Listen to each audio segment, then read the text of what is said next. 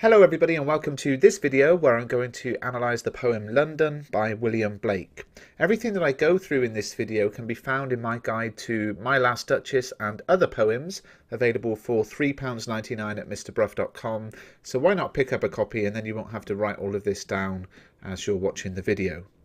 So as always, we start off with the poet, William Blake, and we're looking for details that help us to understand the poem London and not just any old detail about the poet. So let me give you some important facts. Blake was born in 1757 in London, where he actually lived for almost his entire life, and this gives the strong impression that the I in the poem walking through the streets of London is Blake himself, writing from his own experience.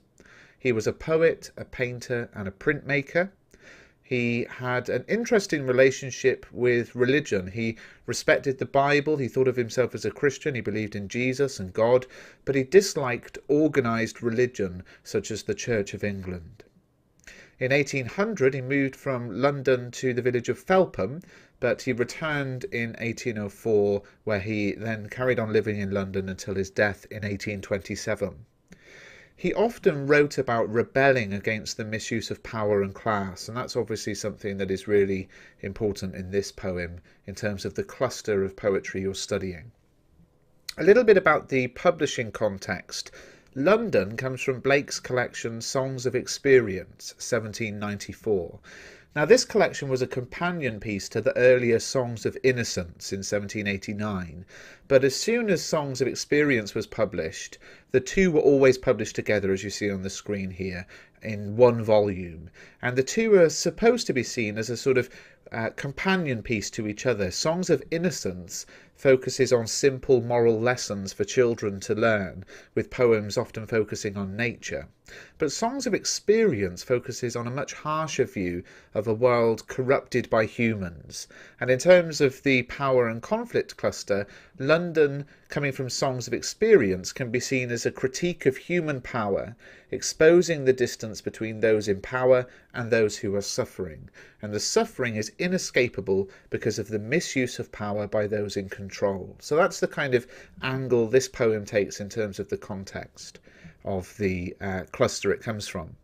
A little bit on the historical context about industrialisation. So when Blake was born, the population of London was around 760,000. Only 100 years later, it was over 3 million. And one of the major influences for the rise in population was the Industrial Revolution, and this was something that Blake was really against. The Industrial Revolution began in around 1760, and to put it simply, it just marked a shift from country life to city life. Machines were invented which could complete work quicker than humans had done in the past, and this brought about big changes in agriculture, in manufacturing, in transport. Industrial factories were created, and conditions in those were often terrible. So for example, children as young as 5 or 6 would be made to work in them because they were so small they could get in and around the machinery easily. And there were often 6-year-olds who would work 19 hours a day in these factories. So if you think your exam workload is pretty high, imagine being a 6-year-old in this time frame. London just became a smoke-ridden city. Nature was being ruined, it was felt, and as the Industrial Revolution just sort of filled the air with smog and smoke. And this is one of the important contextual factors explored in Blake's poem. Let's have a quick look at the poem. It's not too difficult, but I'll give you a sort of reading and a sort of simple translation. I wander through each chartered street, near where the chartered Thames does flow, and mark in every face I meet marks of weakness, marks of woe. So our first person speaker is telling us, I walk through the streets of London near the River Thames, and in the faces of everybody that I meet, I see signs of weakness and unhappiness. In every cry of every man, in every infant's cry of fear, in every voice, in every band, the mind-forged manacles I hear. So this is really saying every sound I hear, whether it's the cry of a man, the cry of a child, in every voice I realise people are trapped in every way, mentally as well as physically. How the chimney sweepers cry, every blackening church appalls, and the hapless soldier's sigh runs in blood down palace walls. So this is a sort of stanza I'll explore in a second, but really it's just saying the distress of these people ruins this place. But most through midnight streets I hear how the youthful harlots curse, blast the newborn infant's tear, and blights with plagues the marriage hearse. So what I hear the most at night when I'm walking around is the sound of young prostitutes swearing, and that ruins the innocence of newly born babies who hear that swearing, and it makes something that should be good so bad. Now, I'm going to talk to you about language and structure. Structure points tend to be the least written about, so I'm going to give you a few ideas here. They're all on the screen. The first thing I want to talk about then is the repetitive structure. So the poem is written entirely in quatrains, which is stanzas of 4 lines each. And the rhyme scheme is A, B, A, B. So the first line rhymes with the third and the second with the fourth. Now, repetition is a key point in this poem, so we can see the repetitive stanza structure and the repetitive rhyme scheme reflecting the relentless, repetitive and overwhelming suffering in the city. And there's also repetition of words, which you can see colour-coded on the actual poem itself here. So it's not just the repetitive rhyme scheme, the repetitive quatrains, there are actually lots of words repeated. And this is something that Blake does not just in this poem, but in a lot of his poetry. But in London, we see the repetition of chartered, twice, mark 3 times, and every 3 times. Now, each of these can be and will be in this video analysed separately, but on a simple note, the repetition of words, like the repetition of stanza structure and the repetition of rhyme scheme, reflects how the life of suffering is repetitive and inescapable. There's no relief from it, there's no let-up, because it's a result of the choices of those in positions of power, who are the only people who could do something about it. And we'll talk about that in a second. As we see on the left here, the whole text structure is also significant. Stanzas 1 and 2 focus on the people who are suffering. Stanza 3 explores the causes of the suffering, and we'll look at those in a second, but it highlights the church, industrialisation, landowners and the monarchy and the government. The final stanza, though, returns to the focus of those who are suffering again. So by ending with the same topic as the poem began with, the poet is implementing a cyclical, repetitive structure, which once again highlights the inescapable fate of those in the city. It goes round in circles. Just when you think you've got to the end, you're back at the beginning again. But not everything follows a strict structural pattern in this poem. If we have a look at the use of metre. Have a look at this. I wander through each chartered street near where the chartered Thames does flow. Now, most of the poem is written in iambic tetrameter. This means lines of 8 syllables with alternating stressed and unstressed syllables. You can see the ones in bold are the ones we stress, that we put emphasis on when we're reading. The repetition of this metre, then, we could say, well, that's another example of the repetitive, inescapable life the poor people in London have. But not everything is written in this metre. Some lines contain 7 syllables. So one example of that is this line, line 4, marks of weakness, marks of woe. Now, in a line that is pointing out the weakness of those who are suffering, the line itself is weak in its syllable count. It contains less than the previous lines. It's lesser than them. It's weaker than them. So Blake is weakening the line here to reflect the weakness of those who are suffering. And you can use your own time to look for other occasions where there's only 7 syllables in a line and consider why they are important. Leave a comment in the comment section. I love looking at the analysis you guys pick out. So those are my points on structure. Now, when it comes to language, it's kind of interesting how you look at this poem, because if you just look at the poem and look at the imagery of suffering, and I've highlighted a lot of it in red here, much of the poem presents the suffering, we could call it conflict, couldn't we, for the power and conflict cluster, of the people in London. Marks of weakness, marks of woe, the cry of every man, the cry of fear, the mind-forged manacles, the chimney sweeper's cry, the hapless soldier's sigh, the youthful harlot's curse, the newborn infant's tear, the blights with plagues. There's this overwhelmingly long list of negative language, which you could analyse one by one or cumulatively. You could say the overwhelming effect of so much of it is the same as all of the structural features I've talked about, that it just overwhelms you and reflects how overwhelmed those suffering are. But I want to look at the causes of these problems, because as a poem centred on power, these problems it's not enough to just write about the problems, like the cries, the marks, the plagues, the curses. We've got to think about what they're caused by, and what they're caused by are those in power. So let's have a look first at the word chartered, which appears twice. Now, the first draft of Blake's poem did not contain this word. Originally, the poem described a dirty street.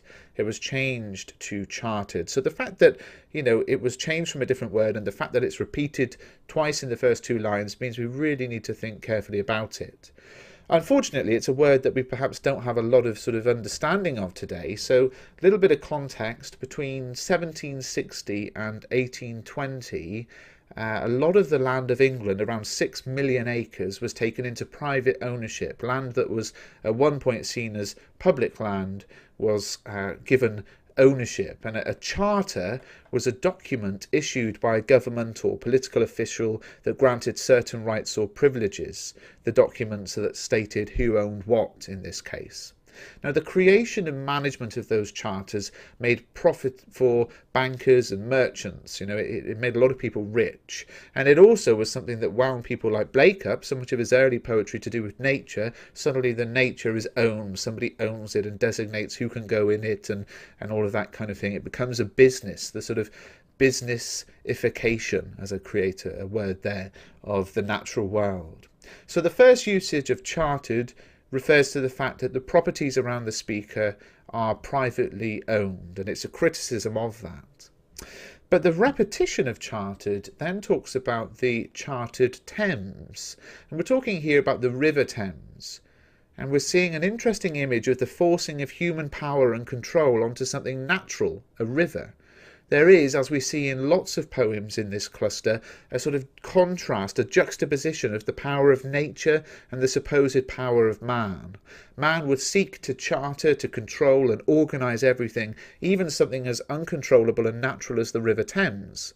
So this second use of the word chartered, it can be seen as a satirical attack on the obsession with property rights, and as an extension of that, human power and control. The irony pointed out by Blake is that a river cannot really be controlled by the passing of a law, and Blake is writing ironically of the chartered Thames. So one of the causes of suffering is the misuse of power through the chartering of each chartered street and the chartered Thames, which saw the rich getting richer, the poor being more heavily controlled and governed, and it widens the gap between the poor and those in power. And all of that from the word chartered. Now, stanza 1 also contains another example of repetition, and mark in every face I meet, marks of weakness, marks of woe. Now, if you think about it, whenever a poet chooses to repeat something, a bit like with Ted Hughes's Bayonet Charge with the repetition of roar in the first stanza, it's to really hammer home the importance of it. So what can we think about these words? Well, they've actually got two different meanings. The first example is mark in every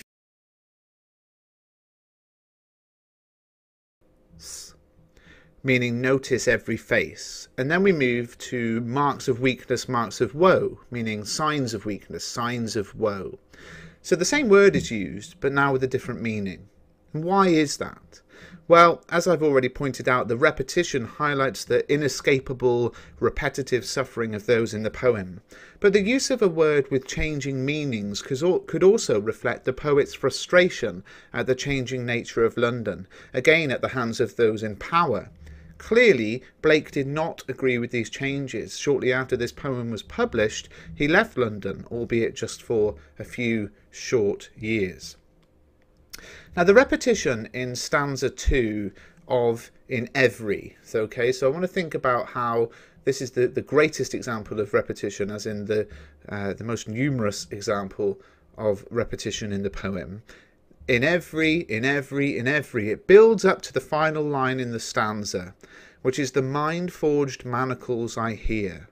Okay, so the speaker, when he hears these cries, what he hears in the cries and voices is the mind-forged manacles. Now, what does this mean? Blake is imagining the mind as a forge. A forge is a sort of blacksmith's workshop where they would make something like these manacles, which are kind of like handcuffs. Now, for readers at the time, the poem was of course, going to have a different effect than it does for us now. And at the time, this image would have been a very shocking one, because readers would have seen manacles on criminals and would have viewed them with horror. But the manacles are also a link to the Swiss philosopher Jean-Jacques Rousseau, who wrote in 1762, "Man is born free, but everywhere he is in chains." Now, what is this about? It's quite complex, really, but Blake is agreeing with Rousseau. So his line about the mind-forged manacles is an intertextual reference to Jean-Jacques Rousseau, and he's talking about the fact that man's lack of freedom, his manacles, his chains, his handcuffs, are mind-forged. They come from the ideas and outlook imposed on us by external authority. And that external authority is the government of charters, as we've seen, but other places too. So we see other examples of where does this mind-forged manacle come from? Who influences us to think this way? Just a quick mention about the fact as well that we see the reference to the chimney sweeper's cry, and this then ties in with the "every blackening church appalls." Now, this image can be read in literal and metaphorical terms. On the simple literal level, the church building is literally blackening with smoke from the chimneys of the Industrial Revolution, and we can read this as a criticism of the Industrial Revolution, as if it is blackening the church, as if it is stopping and polluting what is morally good as symbolized by the church. And we see that through the reference to the chimney sweep as well, which is a reference to the child workers I've already mentioned. But on a metaphorical level, the blackening church can be seen as a criticism through colour imagery. Black symbolises evil, and therefore in turn it represents bad.